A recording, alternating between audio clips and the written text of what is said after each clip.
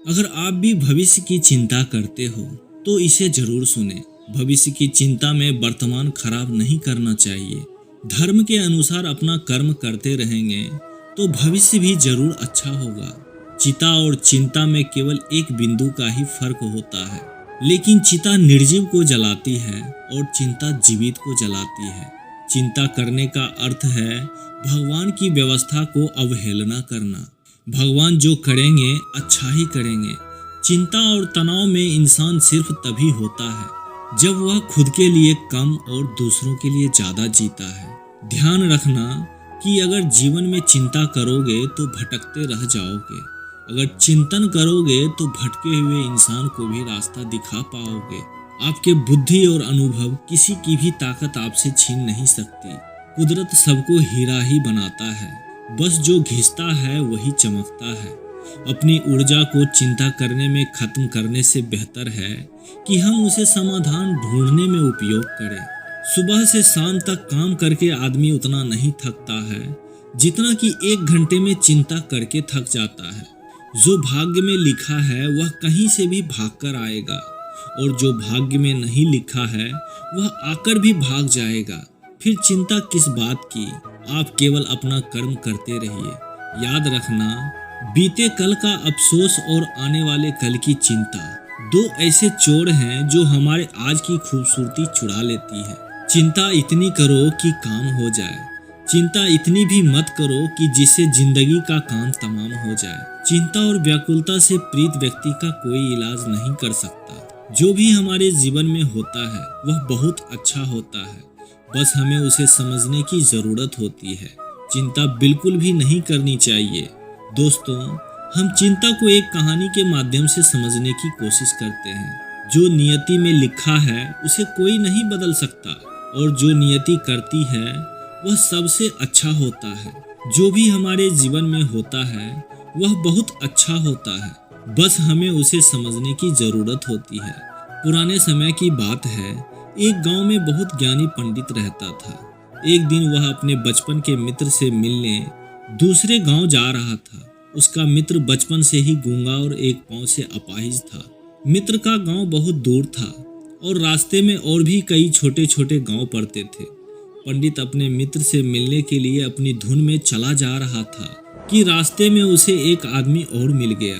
वह आदमी दिखने में हष्ट पुष्ट था। फिर वह आदमी पंडित के साथ साथ चलने लगा। ये देखकर पंडित सोचा कि चलो अच्छा हुआ, साथ साथ चलने से सफर जल्दी कट जाएगा। चलते चलते पंडित ने उस आदमी से उसका नाम पूछा तो उस आदमी ने अपना नाम महाकाल बताया। यह सुनकर पंडित को थोड़ा अजीब तो लगा ही। उसके नाम के विषय में पूछना ज्यादा उचित नहीं समझा। फिर धीरे धीरे दोनों साथ चलते रहे।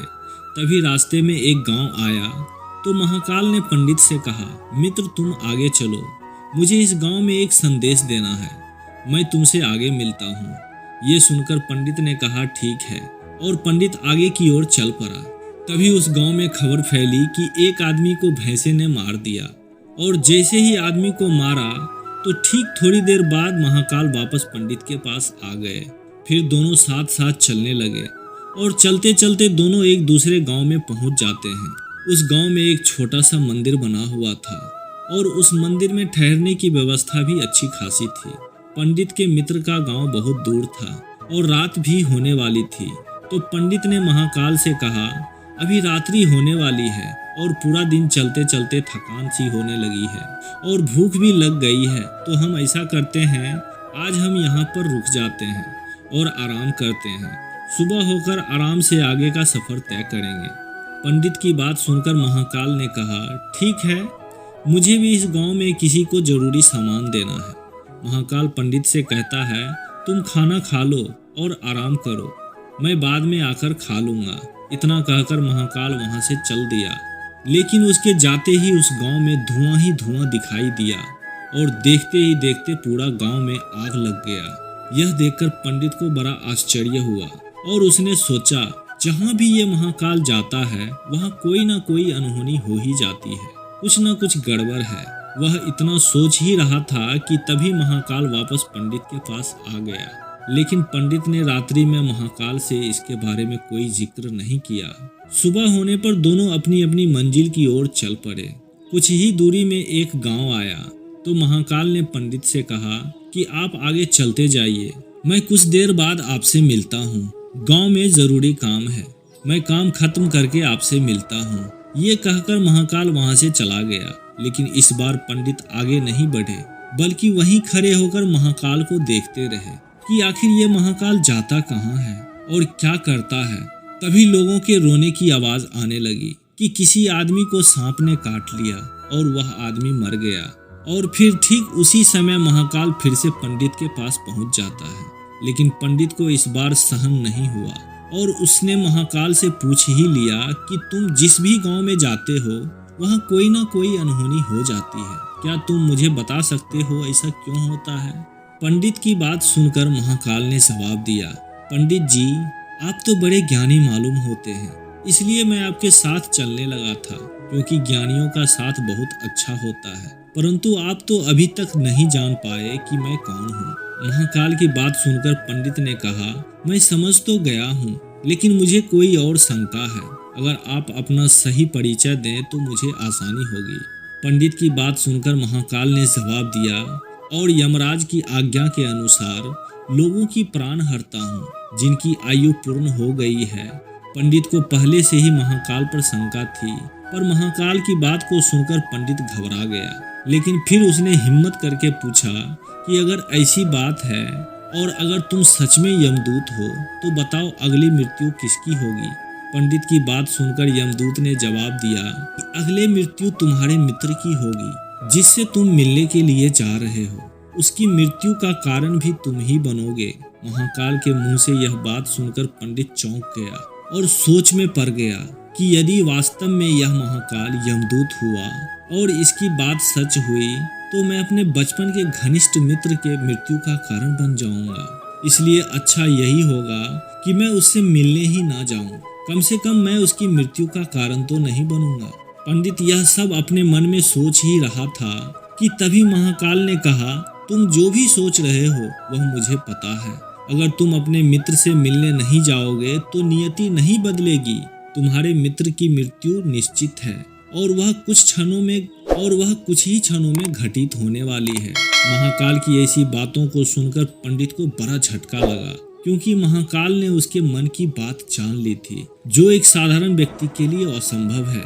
अब तो पंडित को महाकाल पर पूरा विश्वास हो गया था कि वह सचमुच में एक यमदूत है।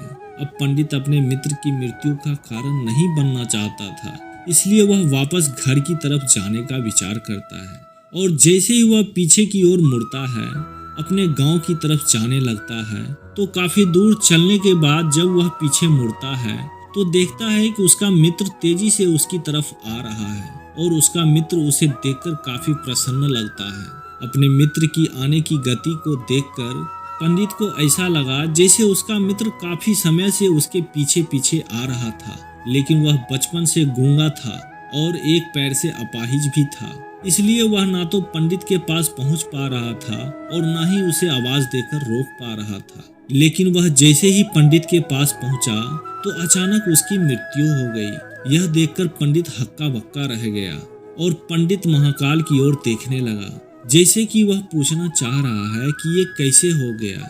पंडित के हाव भाव देखकर महाकाल पंडित के मन की बात समझ गया और बोला, तुम्हारा मित्र पिछले गांव से ही तुम्हारे पीछे आ रहा था, लेकिन वह अपाहिज और गूंगा होने के कारण तुम तक नहीं पहुंच सका। उसने अपनी पूरी ताकत लगाकर तुम तक पहुंचने की कोशिश की, लेकिन बुढ़ापे में बचपन जैसी ताकत कहाँ। इसलिए हृदयाघात के कारण तुम्हारे मित्र की मृत्यु हो गई, क्योंकि वह तुमसे मिलने के लिए तुम्हारे पीछे भागा जा रहा था। उसने अपनी सीमाओं को लांघा। तुम अपने मित्र के मृत्यु का कारण तुम ही बने। महाकाल की बात सुनकर अब तो पंडित को और भी ज्यादा यकीन हो गया कि महाकाल एक यमदूत है और इसका कार्य जीव के प्राण हरना है। पंडित ज्ञानी था, इसलिए जानता था कि मृत्यु पर किसी का वश नहीं चलता। एक न एक दिन सभी को मरना है। यही सोचकर अपने आप को संभाल लिया। लेकिन अचानक पंडित के मन में अपनी मृत्यु के बारे में जानने की इच्छा हुई, तो उसने महाकाल से कहा जब मृत्यु मेरे मित्र के होने वाली थी तो आप शुरू से मेरे साथ क्यों चल रहे थे? पंडित की बात सुनकर महाकाल ने कहा कि मैं तो सभी के साथ चलता हूँ और हर क्षण चलते रहता हूँ, किंतु लोग मुझे पहचान नहीं पाते, क्योंकि लोगों के पास अपनी समस्याओं के अलावा किसी और समस्या के बारे में सोचने और समझने की समय नहीं होती। महाकाल की बात सुनकर पंडित ने कहा, क्या तुम मेरे मृत्यु के बारे में बता सकते हो? कब और कैसे होगी? पंडित की बात सुनकर महाकाल ने कहा कि किसी सामान्य इंसान के लिए यह बात जानना उचित नहीं है कि उसकी मृत्यु कैसे और कब होगी, क्योंकि वह अपने मृत्यु के बारे में सोचकर दुखी ही होता है। लेकिन तुम मुझे ज्ञानी प्रतीत होते हो, क्योंकि तुमने अपने मित्र की मृत्यु को जितना आसानी से सहन कर लिया, उसे देखकर लगता है कि तुम अपनी मृत्यु के बारे में जानकर भी इतने दुखी नहीं होंगे। तब महाकाल पंडित से कहता है, तो सुनो, तुम्हारी मृत्यु 6 महीने बाद किसी दूसरे राज्य में फांसी लगाने की वजह से होगी, और सबसे हास्य की बात यह होगी कि तुम खुद की खुशी से उस फांसी को स्वीकार करोगे। इतना कहकर महाकाल जाने लगा, क्योंकि महाकाल के पास पंडित के साथ रुकने का और कोई कारण नहीं था। फिर पंडित भी अपने यथाशक्ति अनुसार अपने मित्र का क्रियाकर्म करके अपने घर चला गया। लेकिन कोई भी व्यक्ति कितना भी ज्ञानी क्यों ना हो, अपनी मृत्यु के बारे में जानकर दुखी जरूर होता है और मृत्यु से बचने के लिए कोई ना कोई उपाय जरूर करता है। पंडित ने भी मृत्यु से बचने के लिए कुछ उपाय किया। पंडित बहुत विद्वान था और उसकी ख्याति उसके गांव में दूर दूर तक फैली थी और राज्य के राजा से भली भांति परिचित थे। तो पंडित ने सोचा, राजा के पास तो कई ज्ञानी मंत्री होते हैं, मेरी मृत्यु से संबंधित कोई ना कोई हल अवश्य निकाल ही लेंगे। यही सोचकर पंडित राज दरबार में पहुंच गया और राजा को सारी बात बता दी। पंडित की बात सुनने के बाद राजा शांत रहे और शाम को सभा बुलाई। सभा में राजा ने अपने मंत्रियों को यह बात बताई और सलाह मांगी। राजा की बात सुनकर सभी मंत्रियों ने अंत में विचार विमर्श करके कहा, अगर पंडित की बात सही है तो उसकी मृत्यु 6 महीने बाद ही होगी, लेकिन मृत्यु तब होगी जब वह दूसरे राज्य में जाएंगे। यदि वह दूसरे राज्य में जाए ही ना तो उनकी मृत्यु होगी भी नहीं।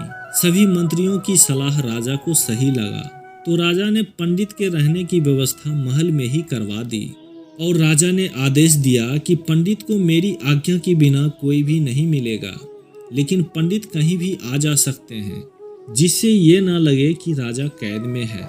लेकिन पंडित तो डर के मारे खुद ही कहीं नहीं जाते थे। अब धीरे धीरे पंडित की मृत्यु का समय नजदीक आने लगा और वह दिन भी आ गया जब पंडित की मृत्यु होने वाली थी। जिस दिन पंडित की मृत्यु होने वाली थी तो वह डर के मारे जल्दी से सो गया, ताकि जल्दी से रात बीत जाए और अगला दिन आ जाए और उसकी मृत्यु भी टल जाए। लेकिन पंडित को नींद में चलने की बीमारी थी और इस बीमारी के बारे में वह खुद ही नहीं जानता था। पंडित अपने मृत्यु को लेकर बहुत चिंतित था और नींद में चलने की बीमारी तभी आती है जब आप चिंतित हों, आपकी नींद पूरी ना हो। जिस दिन पंडित की मृत्यु निश्चित थी तो उसने पहली रात पंडित को चलने का दौरा पड़ा और वह महल से निकलकर बाहर आ गया। पंडित राजा का खास मेहमान था, इसलिए उसके किसी पहरेदार ने नहीं रोका और ना ही कोई सवाल पूछा। पंडित बाहर आकर सीधा अस्तबल में पहुंच गया और अस्तबल में पहुंचने के बाद सबसे तेज दौड़ने वाले घोड़े के पीठ पर सवार हो गया और कुछ ही देर में वह दूसरे राज्य के सीमा में चला गया। इतना ही नहीं, वह दूसरे राज्य के महल में पहुंच चुका था। उसके महल के पहरेदार ने भी उसे नहीं रोका और ना ही कोई पहरेदार उससे कोई पूछताछ की, क्योंकि सभी लोग रात्रि के अंतिम पहर के कारण नींद में सोए हुए थे। वह पंडित सीधे राजा के शयन कक्ष में पहुंच गया, जहां राजा रानी सोए हुए थे। वहीं रानी के बगल में जाकर पंडित भी सो गया। जब सुबह हुई तो राजा ने पंडित को रानी के बगल में सोया हुआ देखा, तो उसे देखकर राजा को बहुत क्रोध आया। उसने पंडित को बहुत भला बुरा कहा और सिपाहियों को बुलाकर तुरंत पंडित को बंदी बना दिया। पंडित को कुछ समझ में नहीं आ रहा था कि उसके साथ यह क्या हो रहा है और दूसरे राज्य में कैसे आया और राजा के शयन कक्ष में कैसे पहुंच गया। लेकिन उसकी यह बात सुनने के लिए कोई भी वहां तैयार नहीं था। सुबह जब दरबार लगा तो राजा ने पंडित को दरबार में हाजिर करने को कहा। कुछ देर बाद पंडित को दरबार में लाया गया। जब राजा ने पंडित को देखा तो उसे देखते ही राजा को इतना क्रोध आया कि उसने पंडित को सीधे फांसी की सजा सुना दी। फांसी की सजा सुनते ही पंडित कांप गया। उसका पूरा शरीर थर-थर कांपने लगा, लेकिन उसने फिर कुछ हिम्मत करके राजा से कहा कि मैं नहीं जानता कि मैं आपके राजमहल में कैसे आया। मुझे तो ये भी नहीं पता कि मैं आपके शयन कक्ष में कैसे पहुंचा और मुझे आपके राज के पहरेदार ने क्यों नहीं रोका। लेकिन मैं इतना ज़रूर जानता हूँ कि आज मेरी मृत्यु का दिन है और मेरी मृत्यु होने भी जा रही है। पंडित के मुंह से ऐसी बातें सुनकर राजा को थोड़ा अटपटा लगा, लेकिन फिर राजा ने पंडित से कहा, तुम्हें कैसे पता कि आज तुम्हारी मृत्यु होने वाली है? आखिर तुम क्या कहना चाहते हो? राजा की बात सुनकर पंडित ने राजा को पिछले 6 महीने से हुई सारी कहानी बता दी और कहा, महाराज मेरा क्या, किसी भी सामान्य व्यक्ति का इतना साहस नहीं कि वह राजा के शयन कक्ष में जाकर राजा के उपस्थिति में रानी के बगल में जाकर सो जाए। पंडित की ऐसी बात सुनकर राजा को उस पर बिल्कुल भी विश्वास नहीं हो रहा था। तो फिर ऐसा भी हो सकता था कि पंडित अपने मृत्यु से बचने के लिए महाकाल और अपनी भविष्यवाणी का बहाना कर रहा हो। लेकिन फिर राजा ने पंडित की कही बात का पता लगाने का निर्णय किया। राजा ने पंडित से कहा, यदि तुम्हारी बात सत्य हुई और आज तुम्हारी मृत्यु का दिन हुआ जैसा कि महाकाल तुमसे कहा था, तो मैं तुम्हारी मृत्यु का कारण नहीं बनूंगा। लेकिन अगर तुम्हारी बात झूठ निकली तो निश्चित ही आज तुम्हारी मृत्यु का दिन होगा और मैं तुम्हारे मृत्यु का कारण भी मैं ही बनूंगा। फिर राजा ने इस बात की सत्यता का पता लगाने के लिए पड़ोसी राजा के पास अपने विश्वास पात्र सैनिकों को भेजा, क्योंकि पड़ोसी राज्य का राजा उसका बहुत अच्छा मित्र था। राजा ने अपने सैनिक को एक पत्र देकर पड़ोसी राज्य के राजा के पास सत्यता का प्रमाण मांगने भेजा। सैनिक पत्र को लेकर पड़ोसी राज्य के राजा के पास गया और शाम होने तक प्रमाण लेकर वापस लौट आया।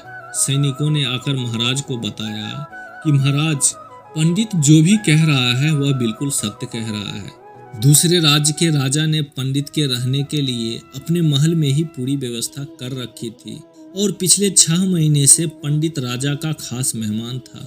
कल अंतिम बार राजा उसके कक्ष में मिले थे और इसके बाद पंडित इस राज्य में राजा के पास कैसे पहुंचा, इस बात की जानकारी किसी को नहीं है। इसलिए उस राज्य के राजा के अनुसार इस पंडित को फांसी देना उचित नहीं है।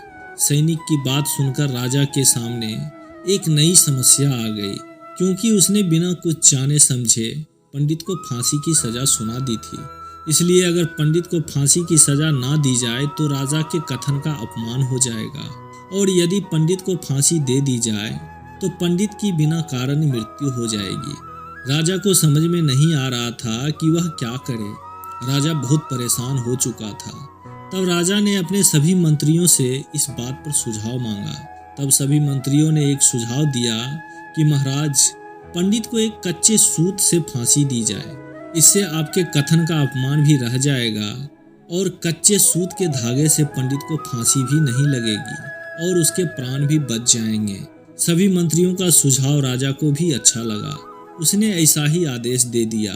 पंडित के लिए कच्चे सूत के धागे का फांसी का फंदा बनाया गया और नियम के अनुसार पंडित को फांसी पर चढ़ाया जाने लगा कि ना तो पंडित मरेगा और ना ही राजा का कथन झूठा जाएगा। राजा का ऐसा आदेश सुनकर पंडित को भी विश्वास था कि इस सूत से उसकी मृत्यु तो नहीं होगी, इसलिए वह खुशी खुशी फांसी पर चढ़ने को तैयार हो गया था। लेकिन जैसे ही पंडित को फांसी दी गई, सूत का धागा टूट गया, लेकिन टूटने से पहले उसने अपना काम कर दिया। पंडित के गले की नस सूत के धागे से कट चुके थे। पंडित जमीन पर परा परा तड़प रहा था।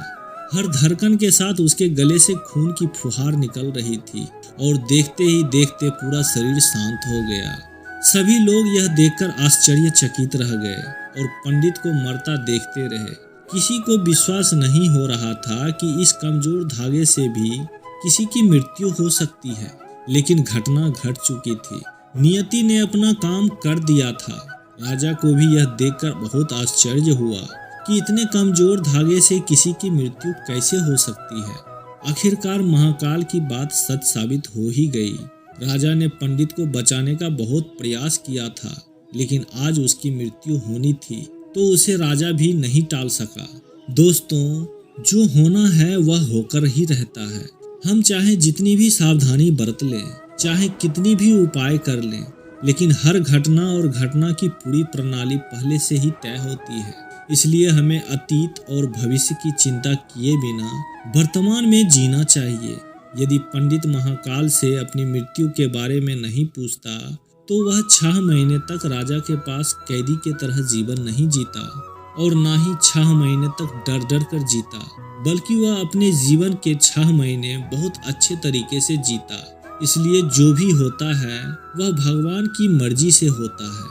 हमें हमेशा भगवान के ऊपर भरोसा करके अपना कर्तव्य निभाना चाहिए और हमेशा खुशी के साथ अपना जीवन जीना चाहिए।